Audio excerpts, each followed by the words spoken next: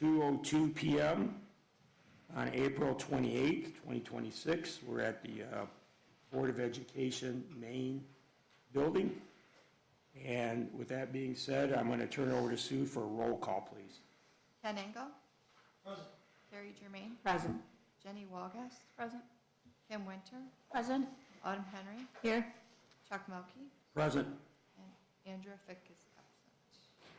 Any reason why, or was there a call? No? Okay, thank you. We'll stand and have the pledge of the flag. I pledge allegiance to the flag of the United States of America and to the republic for which it stands, one nation, under God, indivisible, with liberty and justice for all. Thank you.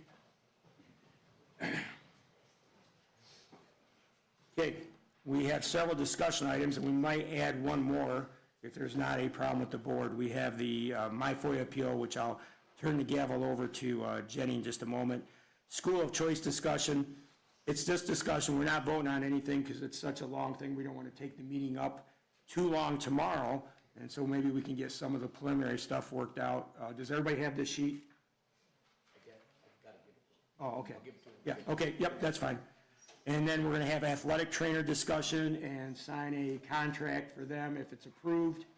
And looking through the records yesterday and talking to Wayne, if you guys recall, on the month of August of 2025, we hired Derek Bouchon, but there was no contract at the time.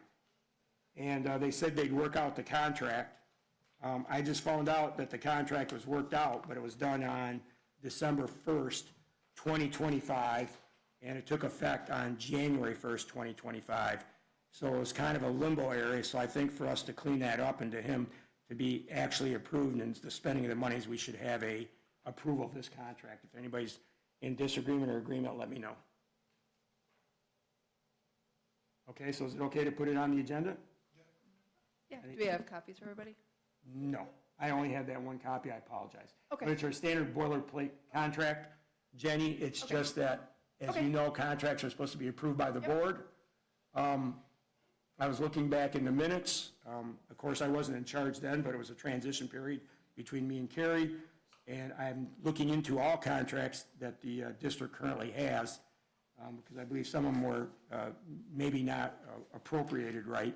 I sent a couple of letters from the president's office to Dave and some other administrators here, and I'm getting a lot of information on it. So this one, I know we can clean up quick, because I don't think that I don't even know how it got implemented without board approval. So I'll put that on the agenda as item number D, if that's okay with everybody. Anybody have a problem with that? Okay, Derek Bouchon. All right, we'll move on to FOIA appeal. Jenny, I'm going to turn it over to you for this portion of it, and then I'll make my appeal when you guys tell me to. Okay. So, I mean, I didn't call the meeting. I don't know if there's anything in particular. We just want to turn it back over to Chuck to explain the situation, or because I know probably not everybody's familiar with what's going on. So, does anybody have anything that they want to say or talk about before? No. Okay. All right, Chuck. Does everybody have a copy of this, my FOIA request? No. Okay. Can we get somebody to make a copy of this? I think I have Derek's contract. Okay. No, I don't. I have a cake from Brad. Okay. Well, I'll go ahead and read my appeal if maybe Sue could make a quick copy of these 2 pages. Thank you, Sue. I'm sorry. And just hold on, let me see if there's a copy of anything else that needs to be done. I think everything else I can pass out. It's pretty simple. Okay. So members of the board, I'm appealing the district's denial of my Freedom of Information Act request submitted on April 26, in which the district relied on both the attorney-client privilege underneath MCL 15.2431G and the deliberative process exemption under MCL 15.2431M. My request did not seek legal advice or internal deliberative opinions, but instead sought objective factual records, including native format emails, full headers, metadata, information identifying the originating system or server of a document, that has already been created and transmitted and disclosed by the district. The denial mischaracterizes this request as seeking advisory communications when in fact it seeks purely factual, system-generated information that is not exempt under FOIA. Additionally, this appeal must be considered alongside the district's prior certification of non-existence for related records, as dispositions are inherently inconsistent with each other. If records do not exist, they cannot be exempt, and if they are exempt, they necessarily exist. Moreover, information available within the district's own system indicates that a Google document was formatted some years ago and was accessible to multiple administrators with editing capabilities, which directly contradicts any claim that such records do not exist. And I have that page here. To the extent the district relies on attorney-client privilege, that protection is limited to actual legal advice. It does not extend to underlying factual records, such as interview notes, timelines, investigative documentation, all of which remain subject to disclosure underneath FOIA. Further, the documented issue was previously released publicly, disseminated, as you guys were all here, in November, eliminating any claim that it remains internal or part of a protected deliberate process. Given that document was created and transmitted electronically, there should be reasonably be associated with records of district systems, including headers, routing data, version history, origin information, and failure to produce such records raise substantial concerns regarding whether a reasonable search was conducted as required underneath FOIA. This appeal is not an attempt to obtain privileged communications. That's why I sent it as Chuck Melke, not board president, but rather to obtain factual, non-exempt records concerning the origin, the handling of the document already disclosed by the district to the public. For these reasons, I respectfully request that the board reverse the denial and direct the administration to conduct a thorough and reasonable search for responsive records and produce all non-exempt materials in compliance with Michigan Freedom of Information Act.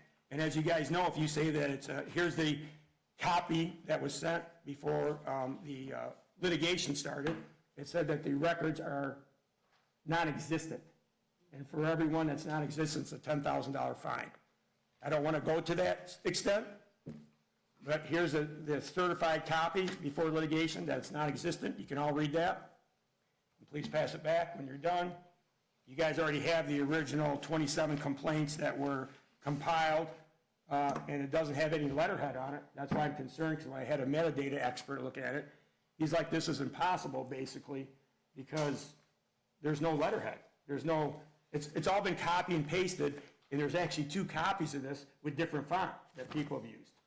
And as you know, 6 or 7 administrators have that, because it says it in the Google Doc, where one of our administrators said, edit this or change it as you like, but try to keep it short.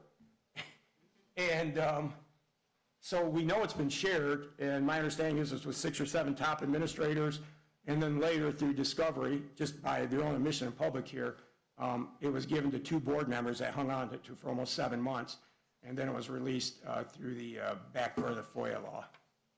So with that being said, and some of the things I'm asking for are any written complaints, reports, or submissions associated with each entry. Not attorney-client privilege, and it's not going to hurt the public, because they said in the public's interest, we want to really, they be only purely factual materials, which that's what I'm asking for. They're purely factual materials that back up the 27 allegations. Documentation identifying who the complainants are, if any.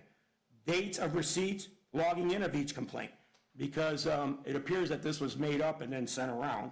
Investigation documents, any investigative reports, summaries or findings into each one of these allegations. Interview notes or witness statements. We should have something.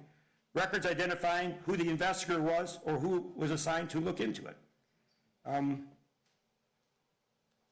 Case numbers, tracking logs, or internal reference numbers, which we always have in some type of internal document of allegations, complaints, or even notes. Timeline of the documentation, and I'll let you guys read it. All original native format emails. I'm not asking for anything that's private or attorney-client or that. It's all stuff that they should already have. See, it's how they released the original 27 allegations. So that's my appeal.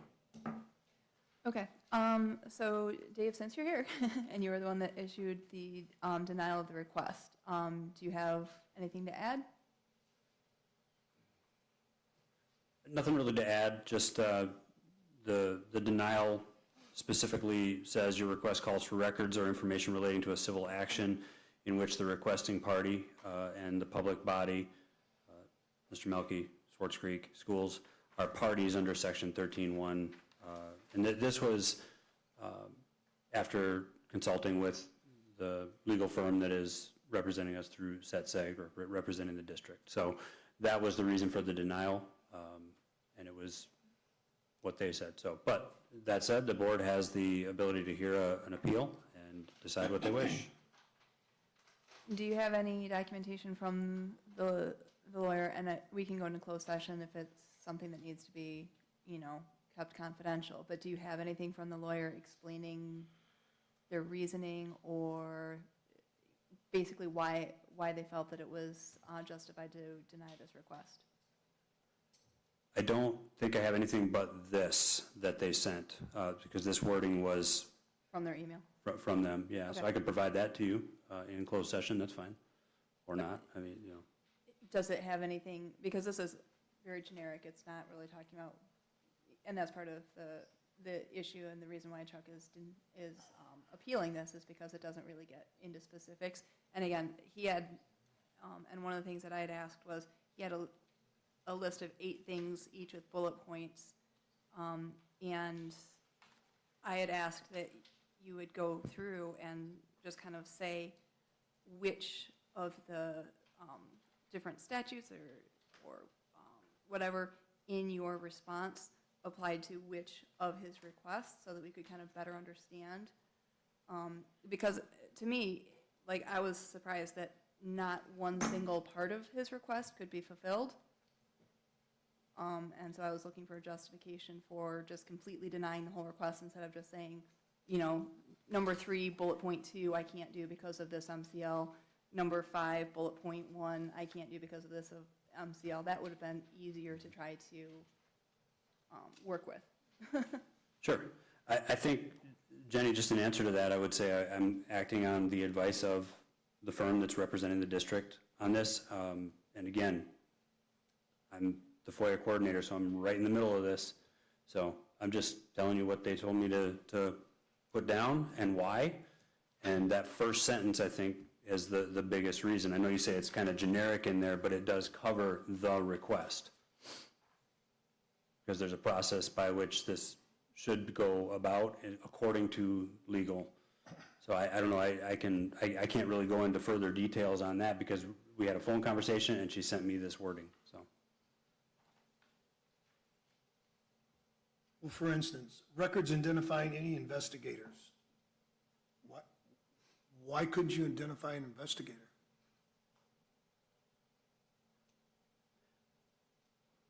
Ken, I'll just repeat what I just said. This is on the advice of legal. We can look up information all day long.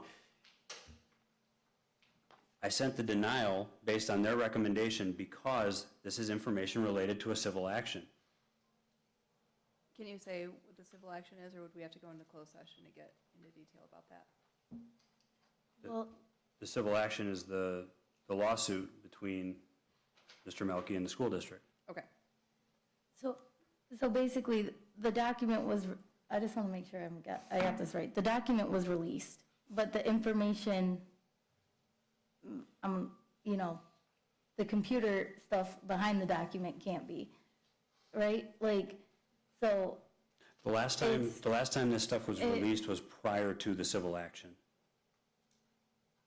Okay, Can I add something, Madam President, Madam Vice Which- President? Let me just clear that up just a little bit. Dave Simonson is correct in part. I did ask for it after it came out, because the first time I found out about any of these allegations or notes about me was, I think, late November, early December, when a citizen, Miss Mata, who had FOIA'd Andrea Fick's email, read it out loud. That's the first time I heard about it. After seeing that and all these 27 complaints, I'm harassing, doing this, all this, everything bad, I wondered about it, and I'm like, none of this stuff is actually, regardless, I'm not going to get into my civil suit, is not correct.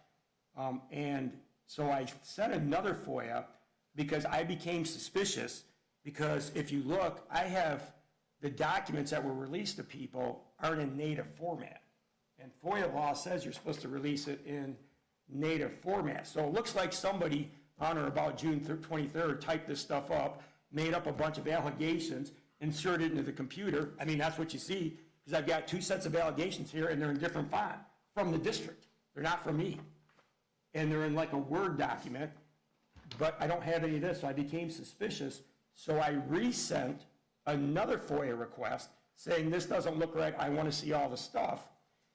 And then I got prior to the litigation, I got the non-existence that you guys have somewhere down there.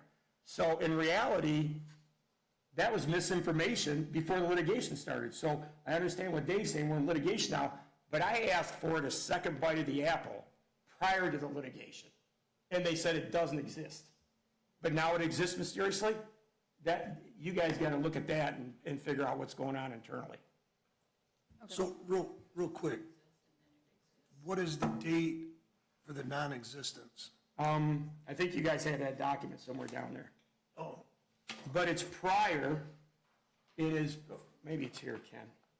it's before the lawsuit was filed? Yeah, and here's the different fonts. They sent me 2 different things on FOIAs. It's like somebody's copied and pasted everything, and here's the other font. I just need this back because I didn't bring copies. Well, Yeah. but I'm interested in the date. Yeah, if you look at the non-existent there, Wait, Yep. yeah. Jerry's still looking at Okay, that's fine. it. I'm glad, because that's So what they sent me.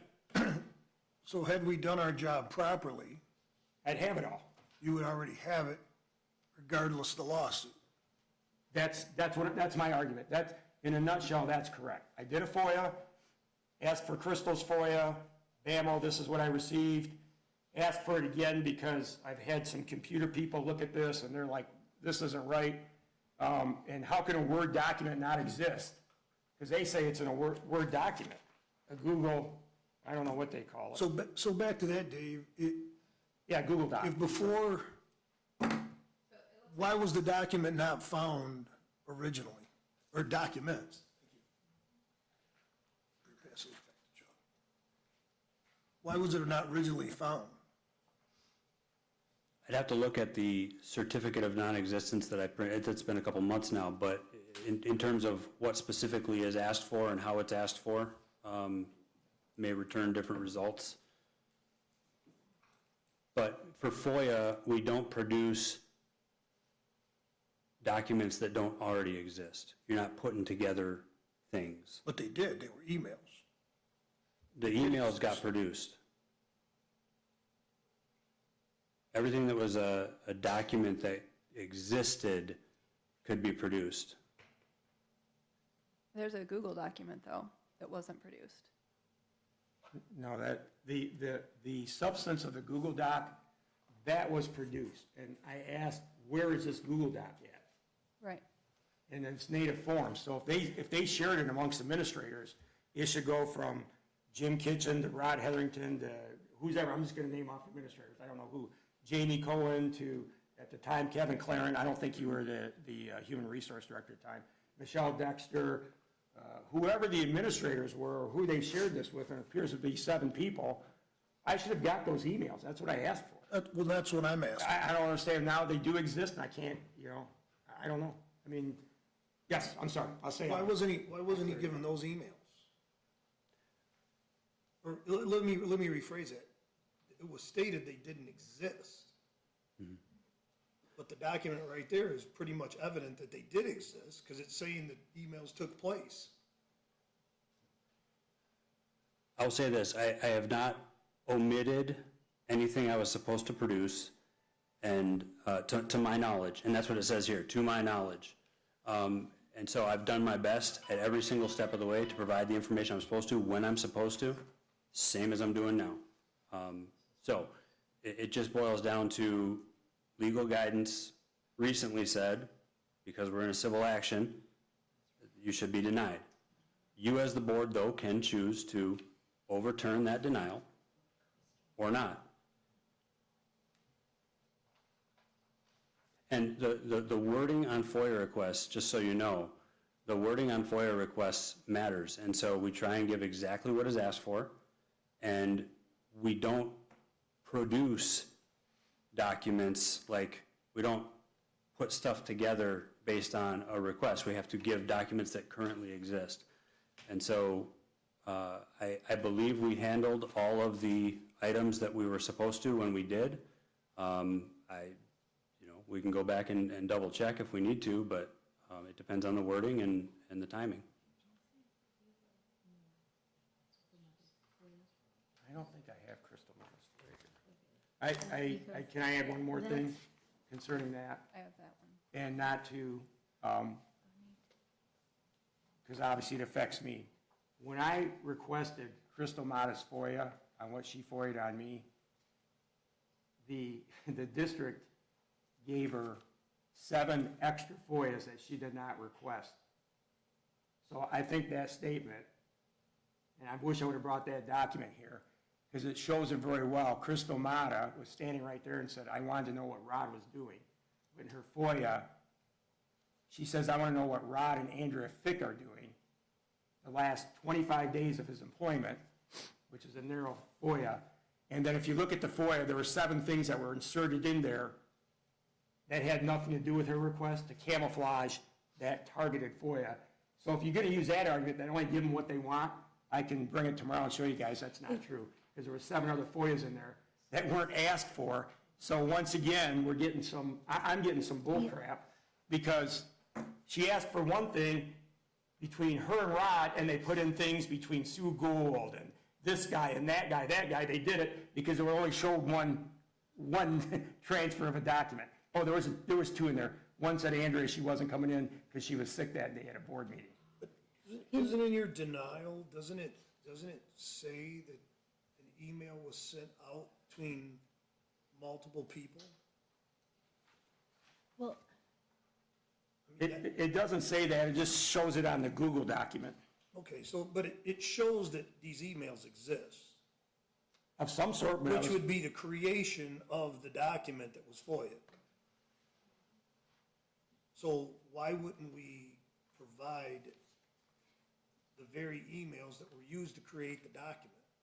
That's what's being asked for. in a metadata trail, The that's all. document was handed out at a board meeting, so we I don't wanna know when have it's the done. document. did the original FOIA ask for attachments? No, it did not. So I So can, why was that even passed out if words matter? so the original FOIA request says, Dear Dave Simonson, this is a request under the Freedom of Information Act. I requested a copy of all emails from Rodney Heatherton that include Andrea Fick in them. This request is for June 1st, 2025 through the end of Rodney's service with Source Creek Community Schools. Please exclude any Monday memos, meeting invitations, and community update/notices. Thank you for your time. So it didn't even ask for an attachment of the list? And it explicitly says, please exclude Monday memos, meeting invitations, things like that. And some of those were included in Yeah. what was returned to her. So My that- point I is think that's part getting of an the issue. email and saying, please see attached, well, I didn't ask for the attachment, and if words met, like, I think then it I would've actually, asked for so all the he- attachments, like, he had actually taken it out of that, he must have taken out of that Google document and pasted it into an email because it was in the body of an email. that was Mhm. the whole, okay, Mhm. okay. I just want At to, least some version of it. We don't know how many versions there have been. We don't know where that document came from. We don't know when it was created. We don't know how many people had access to it. You know, and I think that's the information that Chuck was trying to get. I mean, I know you're not a legal expert, Dave, but it seems like that's all information that would come out in discovery anyway. Wouldn't you need to produce that in the course of a lawsuit? I would imagine, yes. So So I'm not understanding the logic behind denying the FOIA request if it's all information that he would be requesting and his lawyer would be entitled to have for the lawsuit anyway. So I guess I'm not understanding what the point is in it. I'm learning with you. Okay. So that's my 2 cents in it, is if it's because of there is an ongoing lawsuit and these are all pieces of information that would be provided to any parties to the lawsuit, that not providing them to the parties that are requesting them because they requested through FOIA rather than through their lawyers. I mean, maybe, following procedure, making sure we're following procedure, maybe it is correct to deny it through the FOIA, and we just have to let that happen through the discovery process. I think it's kind of ridiculous, but I'm not a FOIA expert either, so I'll let other people weigh in too. I'd like to, I'd like to make a motion to go into closed session and see exactly what SCCS had to say. I'd like to see that document before we make a decision, and I don't know why we didn't ask Troon this question and not SCCS, and I know what the answer is gonna be, is they're the ones representing us in the lawsuit. However, they're not the ones we go to day to day for questions about FOIAs and day-to-day operations. And a FOIA is a day-to-day operation. SCCS is gonna do whatever they can do to protect themselves in the lawsuit, because they're the ones that ultimately are gonna pay out if there is money to be paid out. So they're gonna look out in their best interest, not necessarily in the best interest of the district, which in turn could be setting us up for another lawsuit if it goes to court and the judge would say this should have been given out. So I don't think SCCS should have been the firm to ask to begin with, because they're looking to protect themselves as an insurance company against litigation, where we would not have asked them any other FOIA questions. We would ask Troon. So we ask an insurance company, we didn't ask a lawyer. We got a lawyer's response from the insurance company. And I don't even think this question should have been posed to SCCS, it should have been posed to Troon. So we got a answer covering the operation of the district's ability to deny or approve FOIAs, not a person that you're trying to save from their own loss, from paying out on a possible lawsuit. It would be like, asking the neighbor to talk about my behavior or my mother to talk about my behavior. One party may be a little more restrictive than the other. So I'll make a motion to go into closed session to look at that document.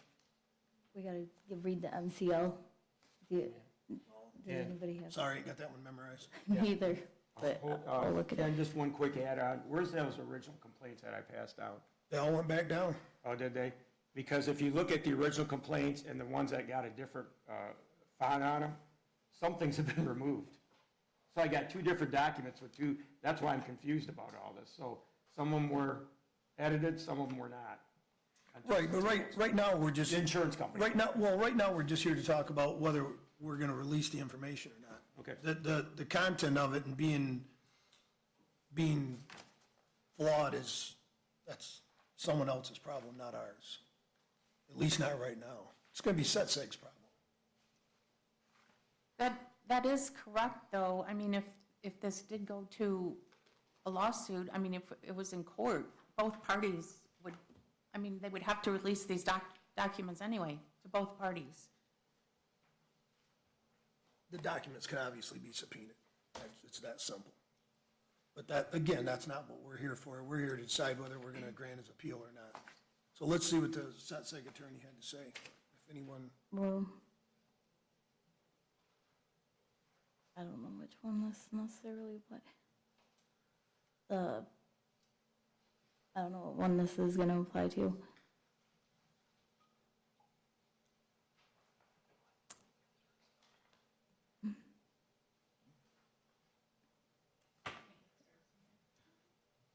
Trying to look it up real quick, Like, he talks about, but I don't know. but are we gonna call an attorney and close that, like, that's, do you plan We're on gonna review the document that Dave has. to consult with its attorney regarding trial, or, I don't think the section numbers, I know that you like to call those off, but as long as you do it in good faith and open meeting, you can call for a closed session meeting for attorney-client privilege. That's what they're gonna go after if I'm not, am I correct? Yeah. I mean, the numbers, I know what you're saying. Yeah. But for you guys just to move this along and go into closed session, which I'll stay out of here, I'll stay out of there, of course. You guys go do that. But I think you're, Well, I think it'd be 15.2681. Crap, I just lost it. E, I think. 1E. My phone's just not loading. Here, Here we go. yeah. Yeah, I think it would be, okay, so, Which one is it? Top one? and then it's 1E, so that, I'd like to make a motion to go into closed session for attorney-client privilege under section 15.2681E to review a document sent by SETSEG to the district. I'll second that. okay. Is that roll call, I think? Yes. Okay, Sue, can we get a roll call? Just one moment. Okay, that was make a motion to go into closed session to discuss MCL, well, to Okay, it's use 15 Under dot MCL. 268, 1E. section 8, 1E. Yes, I was reading that. To review a doc by SETSEG for the district, to the district. Correct? All right. Ken and Kim. Chuck? abstain. Jenny? Yes? Ken? Yes. Carrie? Yes. Kim? Yes. Autumn? Yes. That's 5 yes.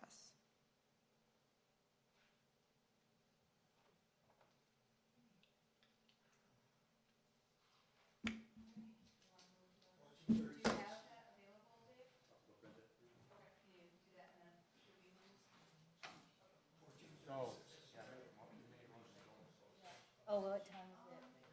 Gotta record the time.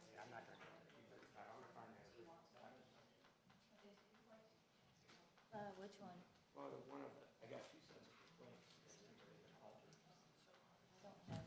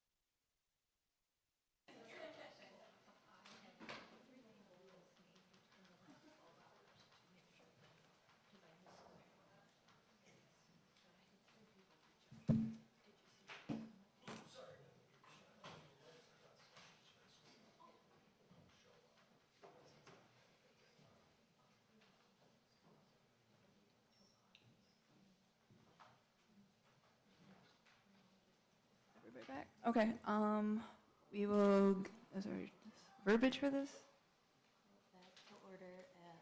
Okay, we'll call the public meeting back to order at 2:51. Okay. Okay, so we had a chance to review what Dave received. Do we have any comments, discussion?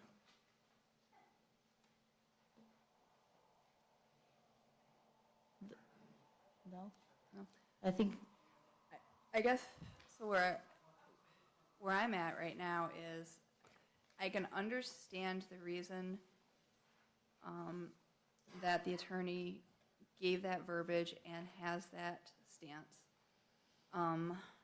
And I can also understand that we don't want to set a precedent of, we're gonna not follow FOIA to the letter just because, or randomly. selectively. Selectively, yeah, that's a good way to say it. Like, to me, it makes sense, the reasons that they gave for the denial. I think it's kind of pointless, and we're gonna end up releasing all the information anyway through discovery.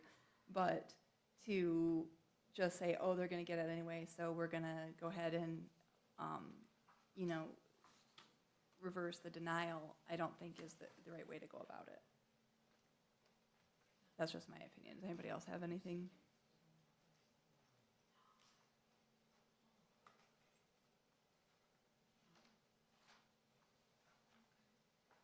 Okay.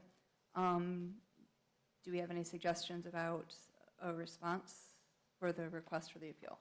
Do we want to, so anybody want to make a motion to either approve or deny the appeal?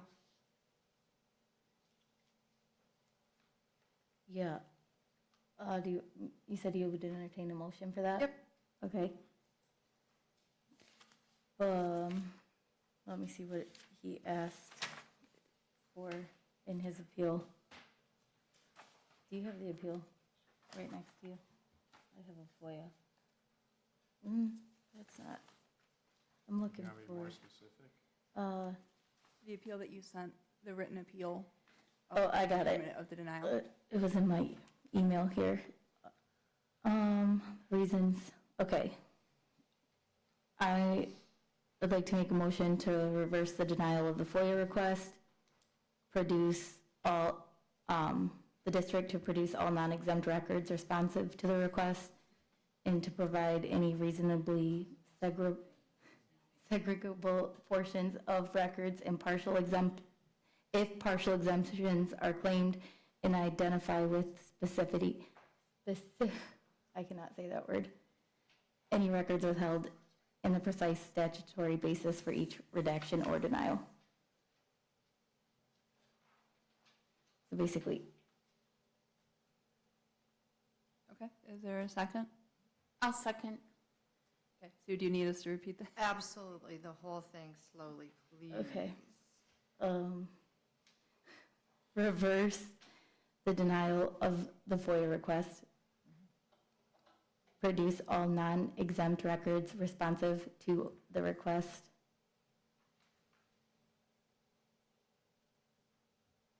Provide, oops, sorry. Tell me if you want me to slow down. Produce all non-exempt, what was the Records responsive to the request. responsive?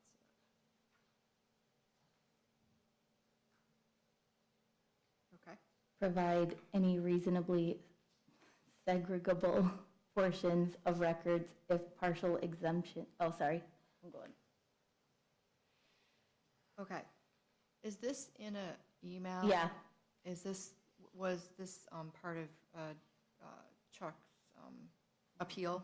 Because I'm Yes. probably going to need that for the records also, if I could get that too. yeah, Okay. yeah, it's in it. Provide any reasonably, what was the rest of that? Responsive to the request, provide any reasonably, Segregable portions. can you email that to me? Okay, you can email that to me, please. Okay, so that was Autumn and Kim. Okay, you ready? discussion on that. Yeah, discussion? I have two questions. Dave, normally when there's a FOIA request that's approved, there's a charge that goes with it, correct? If it's applicable?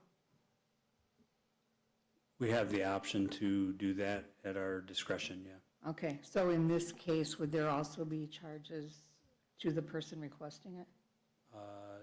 If they're easy to lay their hands on, and it doesn't take that much time, I don't typically charge. And so I'd have to, I haven't assessed how much time, you know, into this there is, but, so yeah, but about half of the time there is a charge assessed, not always. But if it applies, it could apply in this case as well? Sure. Okay. I just have a discussion on that. It's already been compiled and sent out. So it shouldn't be that hard to access. But that's just me.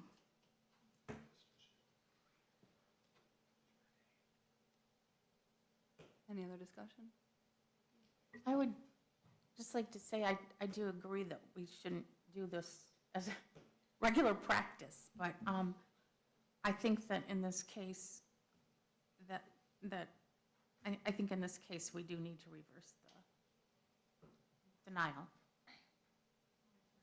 But you're right, Jenny, I don't want to set a precedence for this. Yeah, and so if I thought that this information was not going to be available any other way, I might think a little bit harder about this, but I think that there's another route, another avenue for this information to be shared, especially because it is related to a lawsuit, and so that's kind of part of my opinion on it. Real quick, which has something to do with the appeal and just our FOIAs in general, I think this process needs to be reexamined.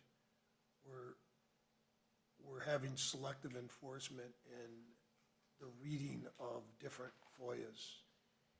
And I'm not gonna sit here and bring them up, but on what we choose to release and not release, we're inconsistent at best. And the other issue I have with this is this should have probably been released when it was originally asked for. Maybe the word or the verbiage wasn't exact, but we've had multiple topics on the verbiage of stuff. There's been one out here today in reference that more documents were sent than what was requested. The request was made for emails, and other documents were sent as communications. When they specifically were in the request, they didn't want them. I have no idea why we would send something to someone that they didn't want.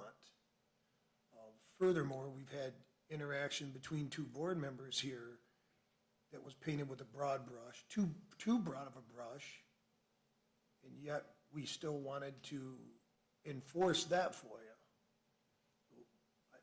I think we need to examine, and this is kind of picking on Dave because he's the FOIA coordinator, but I think we need to really examine what we're reading and what we're asking for.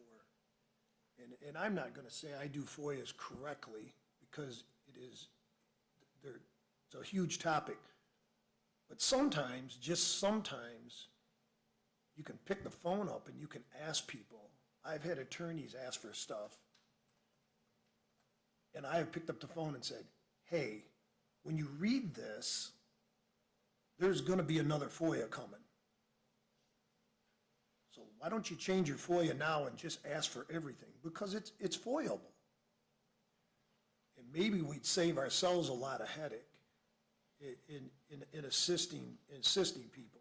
You know, when we're going to give out a document, and when they read that document, we're going to turn around and have another FOIA on the stuff that's in that document. And, you know, and everything is FOIAble in the scenario I'm talking about. So here, if we're gonna go the letter of the law and the rule, then we need to do it with everything, and we're not. But in the scenario here, well, you know, it wasn't asked for just right. Well, but it was asked for. And you knew what we were asking for. The parties the document was sent was asked for. You know, and that's why we probably have a lawsuit against us right now. Is because we're playing games. Just stop playing the games.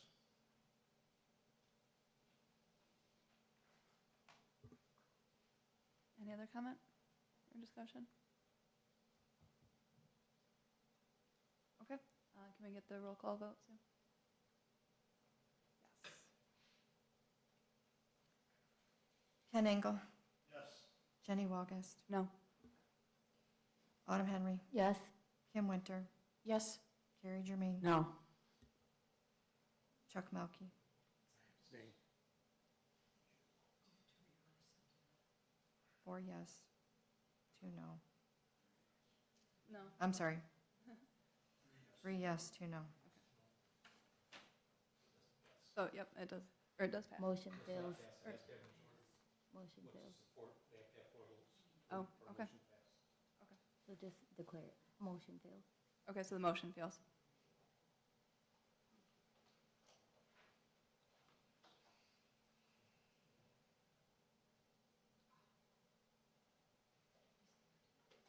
So I guess, Okay, we'll move on the agenda to the school of choice discussion. I put together some documents here just so the board can make an informed decision on this tomorrow when we vote on this. I don't plan on doing a lot of, I didn't ask for a vote today. All I'm going to do is give you information. If you got questions, you can ask me. I put these documents together of where we're at currently. The first box on the upper left-hand portion of this page is the number of students that are currently enrolled in each one of these grades. And again, I did bring the schools of choice stuff to you guys beginning in February, which is the straw time that we're supposed to bring for schools of choice to you. We had kindergarten roundup on April the 14th, and so you'll see across the board, we got 9 in Deke, 16, 19, 12, and 1 in Gaines currently. These are the number of students that are in district that have enrolled, since we do not have not approved schools of choice yet. We cannot enroll us outside schools of choice. We do have 50-some students that, or yeah, 50-some individuals that are waiting for us to determine whether we are going to do schools of choice across the board here. And as you'll see that we've had around 200 kid, 230, 235, 248, 274, 250 in grades 1, 2, 3, 4, and 5 scheduled for next year. What I did for grades 6 through 12, there are 271 kids enrolled in grade 5, so I moved them to grade 6. We had 223 students enrolled in grade 6 this year, so I moved them to grade 7, and so on and so on and so on down the road. Those are what we've got currently enrolled, scheduled for next year. If we do schools of choice, there could be, those will change. What I did next, you'll see a column that says max limits per the contract. The schools, the Swartz Creek Education Association has a maximum number of students that they would want in each grade. It's agreed upon. If it goes above that, we have to pay extra. So there's 26 students in kindergarten is what the contract's 30 through grades 1 through 5, 32 on grades 6 through 8, and 33 in classes 9 through 12. We're not paying any overages this year, so though we have not met the maxes, the box to the far right shows the number of students that we've received in schools of choice over the last 3 years for 23, 24, 24, 25, and 25, 26. Just look at kindergartners, we did 60 in 23, 24. 24, 25, we did 59. In 25, 26, we did 50. So we're right in the same area, having 50-some students waiting for schools of choice.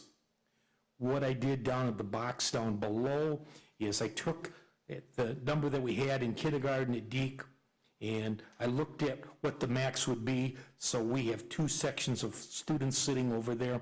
They would have up to a max of 52, so 9 and 43 is going to add up to the 52. If you look at the Elms in kindergarten, there's 16 currently rolled, so we have really 36 slots left. We'd have a total right now of 177 kindergartners that we could enroll. And they did that for all the grades up through grades 5, and then grades 6 through 12. I kind of left blank at this point.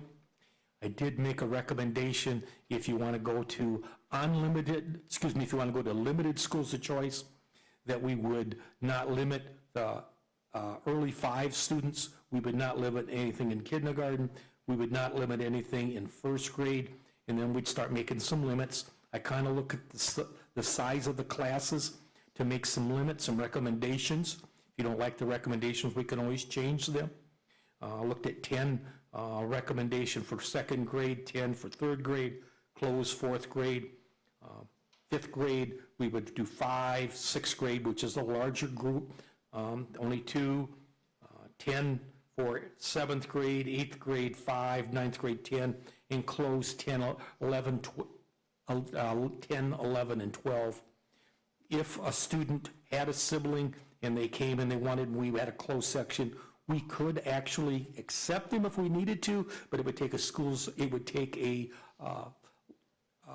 residency request, and then the student would have to be released from the prior district. Again, these are recommendations, gives you something to think about over the next 24 hours to think about before our board meeting is to convene tomorrow. I think we need to vote on this one way or the other, and as we move forward. Questions? I'm looking at your recommendations, Yeah. and I know we've generally been talking about the younger grades. I'm just looking at your recommendations. I'm assuming that this is the recommendation column where you're saying Yep, it is. 10 for 7th grade Yep. and 9th grade, 5. If you look at 7th grade at top, there's only 223. It's one of the smaller grades we got coming through. Yeah, so they do, I do definitely see, we've got 223 for 7th grade, and you're saying allow 10 in. Yep. But still, even if we let 10 in, you wanted to let 5 into 8th grade, which would Yep. put us to like just over 260. Yep. So I guess I'm not understanding why you're Well, only I just- 10 for. Well, we could have done more. If you look at the numbers that are on the left-hand side, on the number of kids that we've accepted in the last 3 years, if you look at 7th grade last year, we only accepted 6. There's only 6 kids applied. I just kind of threw a random number in some of these places. I tried to put a little higher number for the grades, for the number of students that was real small. Like there was 223 in 7th grade. There's only 217 sitting in 9th grade. In the high school, when you get to high school, they usually don't want to come here anyways at that point because they're getting close to graduation. They want to stay in the schools that they've been in all along. Yeah. Usually when we come from 9th grade, sometimes they want to come and all go to high school together. So that normally you put a little larger number in the 9th grade. If you want to change the numbers, hey, I don't have a problem. Yeah, I'd rather just pick like a number, like say our Okay. number's 270 or 265, and then just allow in the number that would Okay, get us. I can do that. I can make a That makes change. more sense. You At tell me least- what number you want to go with, and I'll put that number there. I'll give you a updated list. That's just my idea. Okay. Anybody else is welcome to weigh in, and I don't know what that number is. That would be a good. If you want to make it so that there's 260 in every grade, I can, at the lower grades or the upper grades, I can do that. I can put the new number in there for tomorrow. I'll just take the average. But that's just me. Well, I know that Mr. Engel said he was concerned about some of the grades that had larger numbers in the past, so I was trying not to put too many students in the upper grades, Well, in the grades the that have a issue large I number. have is with kindergarten. You're saying there's 57 residents currently enrolled, Correct. With and you kinder- want to take 177 out of district compared to our 50? We could- Like, the taxpayers are going to Here's the first, support 57, but now we're asking for an additional 177. That, on this autumn, we had kindergarten roundup, but For some reason, a lot of parents in the community do not enroll their children that day. They'll wait till August to enroll them. So if you look at the number that we've got, we have 230 first graders. I will guarantee you that by far the majority of them are resident students. We'll have a lot more resident students sign up.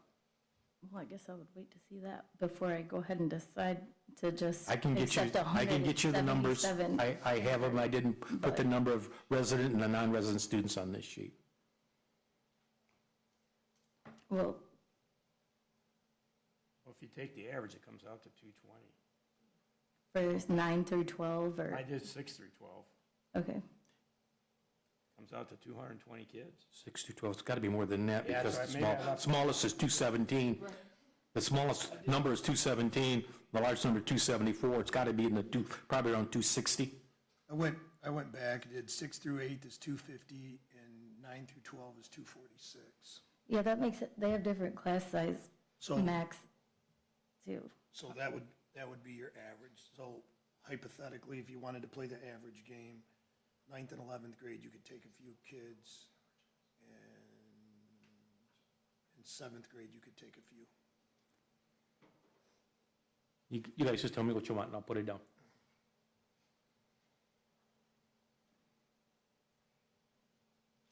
I would go unlimited on the K-1, on the E5, early fives, the Ks, and the one in the first grade though. Because those are the grades that you're going to have for 13, 12, 11 years for the district. What grades are you averaging with? 6 through 12? Let's figure that out first, or 8 through. I did 6 through 8. 6 through 8 and 9 through 10. 6 Or through 9 8, 12, excuse me. What was your number you came up with, Jeff? 250 in the middle school, 246 at the high school. Yeah, okay, yeah, close enough. I got 249. I left one of the categories off. So I think I would have an issue with making first grade unlimited because we're already at 230. Right. So if you leave that unlimited, you have a potential of getting another, unloaded or, like Yeah.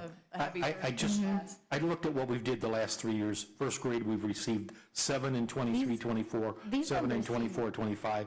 In 25, 26, we got 6, so we're not getting that many students really. These numbers seem crazy low. I don't know. That's just me.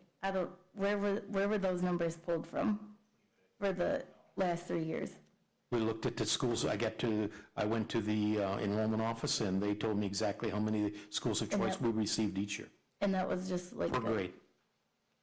from the beginning of the year or From the whole total year, yeah. throughout the year? That's how many we did in 23, 24, that's how many we did 24, 25, that's how many we've done in 25, 26. Throughout the whole year? Yep, throughout the whole year.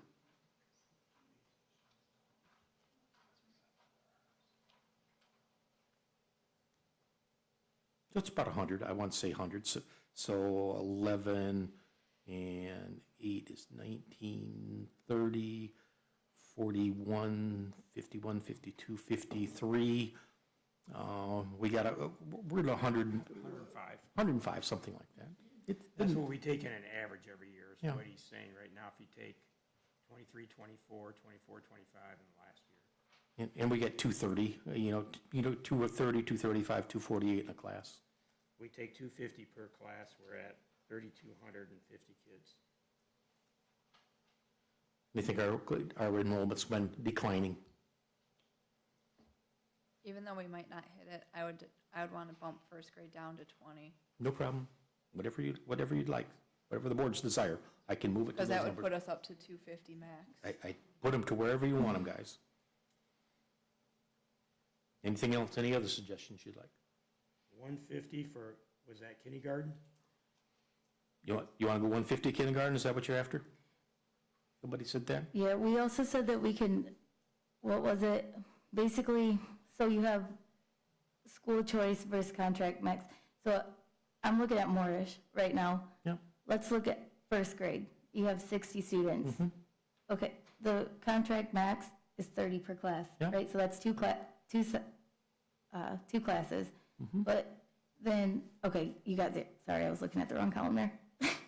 If we were to get some kids come in, they wouldn't be going to Morris. They'd have to Okay. go to, they'd have to go And, either. and that Dave also Brown's. has to be spelled out too in the if you're gonna, That, our enrollment office does that. Our enrollment Well, office automatically it's does. also optional for the board to spell that out when it's I don't voting have a problem. on what schools are accepting students. We have right of assignment within the district. But, yeah, but the board does when they vote on school of choice. It's part of the I think the problem we're having, packet we got. I think the problem we're having here is again, it's the same topic over and over. It's got nothing to do with the number of kids, it's where we choose to put them. And we overload the two border schools and Cyrene, because I think it already has. I mean, if you want to have this conversation, and just so some of the people out there can look at it, is your maximum number per class is 30. So first through fifth grade at Moorish, so you guys get it, is 60 were at max, 64 were over max, 56 close, 61 were over, 57 were close. So obviously Moorish should not get a child. All we're doing is packing the buildings, and we're creating overloaded classrooms for teachers. And I don't think we're gonna find a teacher that's gonna argue that if they could have 27 kids or 30 kids or 25 kids or 30 kids, they're gonna take the lesser of the two. When you look at those same numbers at Deke, first grade you're at 49, 43, 50, 54, and fifth grade is 61, where you're already maxed out. Elms, fifth grade you're at 65, you're already over. Fourth grade, 67, then 58, 48, and 49 in first grade. So our problem lies is you're gonna get a 49 in first grade at Elms, but they might have a sibling that's sitting in fourth grade. Well, are you gonna split them up? No. Now you're gonna be at 68 kids. We keep overloading the classrooms. That's not beneficial to the children. It's not beneficial to the teachers. So it's not a particular number, it's where these children are going. And Wayne, I can totally co-sign what you're saying, we have right of assignment, do that. That has not been done properly over the years. Because I've sat there and watched where there's over 400 kids at Elms and Moorish, and Deke was sitting at 285. Well, we could have put a whole bunch of kids over at Deke, but we didn't. We just kept filling and filling and filling the school that was convenient to get to. So there lies our problem, and our behavior is the problem, again, of where we want to assign these children. You know, you might have to tell somebody no if they've got a kid at another grade. So, yes, that's where I'm going to agree with Autumn. We do need to dictate where these children are going to go. Otherwise, when they come to the administration building, oh, well, yeah, we can sneak one more in there. No, you can't. You're already maxing these rooms out. And I'm assuming, since it was negotiated, the union and the administration thought 30 was a fair number. So why would we go over that? You know, if two parties sat down and said 30 is a fair number, why would we choose to go over that? So you look at the fourth grade, that fourth grade is our huge class, it's the biggest class coming through right now, 274. Right, but again, we're going back to grades. I'm looking at Elms. So if you would get a fourth grader, they would need to go to either Deke or they'd need to go to Cyrene, one of the two. They could not go to Gaines, they could not go to Elms, and they couldn't go to Moorish. And it would be schools of choice children coming in from the outside. So we would have the right of assignment to where we want to put them.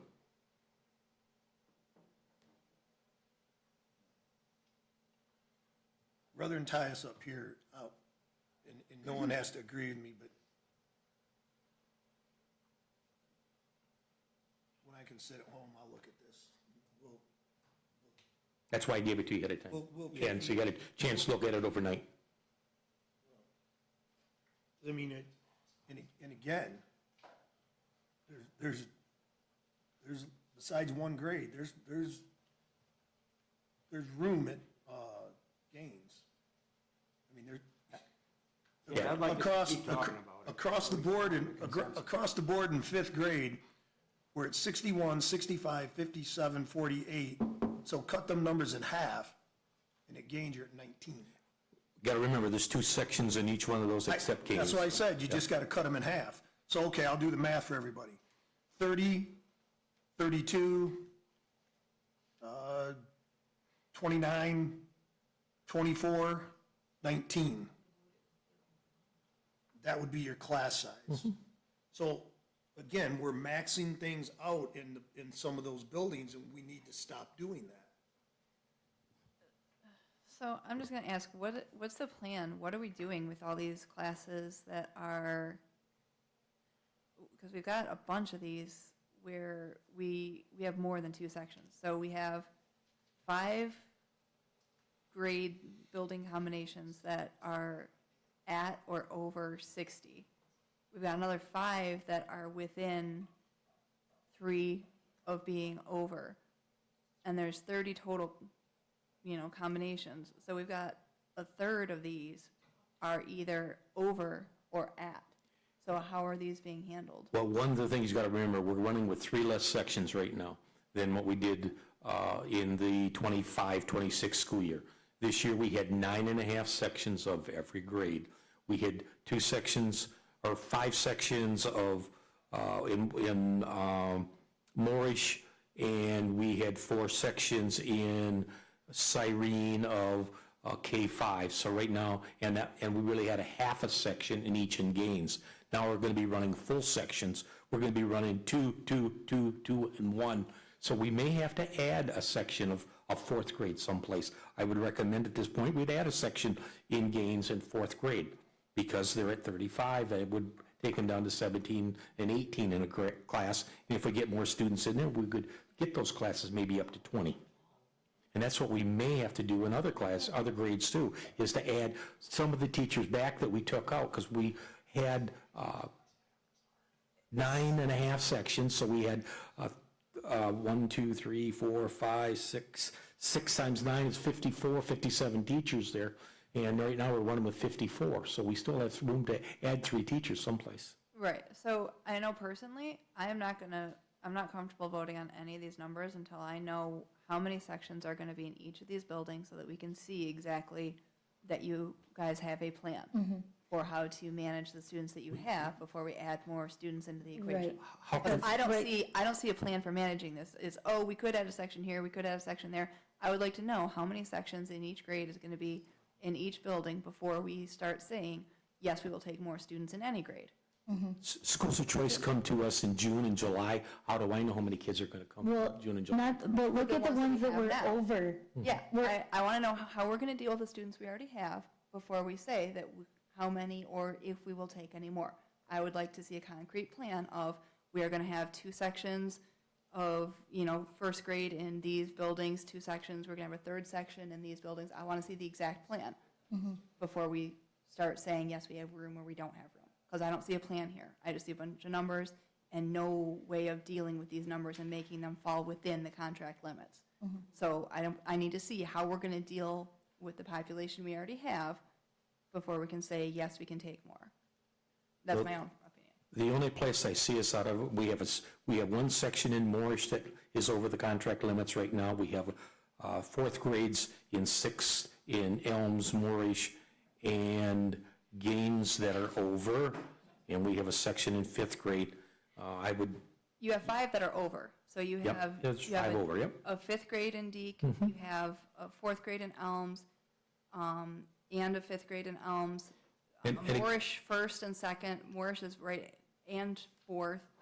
So you have a bunch of these, and like I said, until you can say, these buildings have this number of sections in each grade, I'm not gonna vote for it. Again, we have kids that's going to leave between now and the beginning of the school year, and they're going to reduce those numbers by that manner too.